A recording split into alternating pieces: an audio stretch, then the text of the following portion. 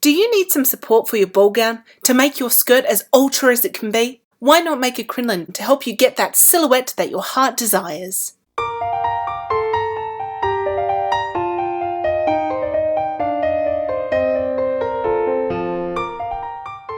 Before we launch into it, let me first explain that what is being demonstrated is a simple A-line circular crinoline. You can change the length and the placements of the hoop and the twill tape to make certain parts wider or smaller to change the silhouette. For example, if you make the top hoops a bit longer, you can create a bell shape. For this reason, I always recommend that you do a bit of a mock-up like I did here, which I used some canvas, scrap ribbon and safety pins.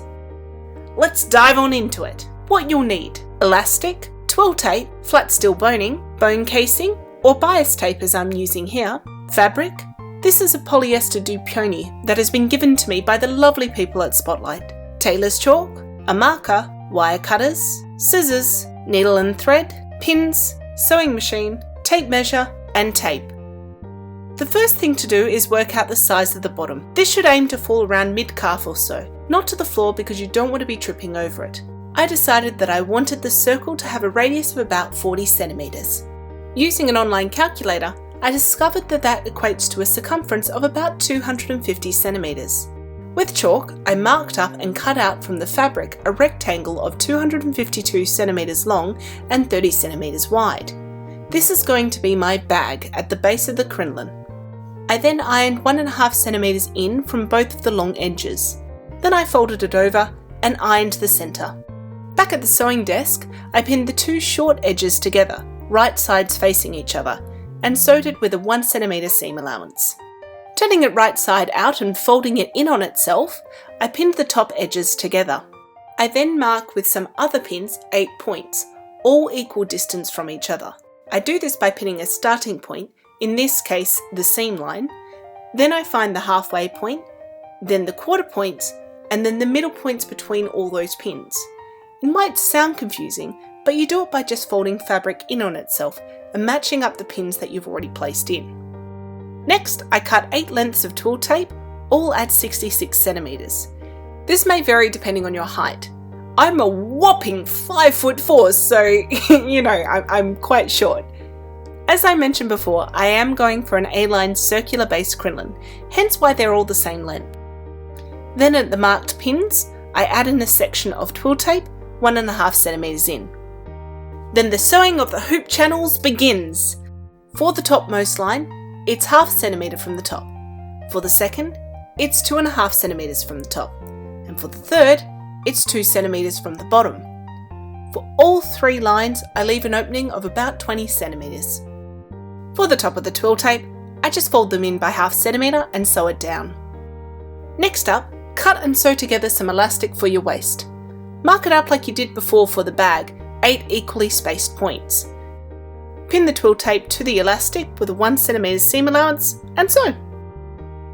Then it's time for putting in the 2 bottommost hoops. I'll go into more explanation about cutting the boning later, but for now, know that I cut the bottommost one at 255 centimeters and the one above that at 240 centimeters. I put them both into their separate channels that I just sewn in for them, and using the tape them together with a 3 to 5 centimeter overlap. Then I sewed close the gaps on the bag.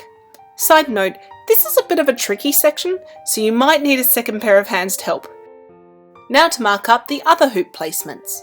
On the twill tape, I measured 4 equal points which happened to be 5 inches away from each other. I marked these points with pins. For the hoops, I measured, marked out and cut the 4 boning lengths that were needed for the desired shape. In my case, they were 130 centimeters, 160 centimeters, 185 centimeters, and 215 centimeters. But the hoops can't just go onto the twill tape as they are. It's time to create bone casing.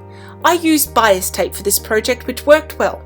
I folded it in half, gave it a good iron, and then sewed the edges together with a very small seam allowance. I measured out the same lengths of my bones and cut the bone casing, then inserted the boning, taped them up with a 3 to 5 centimeter overlap, and sewed up the edges to form the hoop. Working from the bottom up, I pinned the hoops to the twill tape at the marked points. After that is done, step away and readjust if the twill tape looks like it's being pulled out of alignment. Then start the long but rewarding task of hand sewing the top and the bottom of where the casing meets the twill tape. Ow, my fingers still hurt. And then you're done! Swish around, see the amount of movement you have, and be confident that you have a stable base for your next big skirt. Don't forget to add a petticoat of some sort though, otherwise the hoops might show through. I hope that you found this handy, and if you've enjoyed it, I hope you'll consider following me on Facebook, Instagram or YouTube. Happy sewing!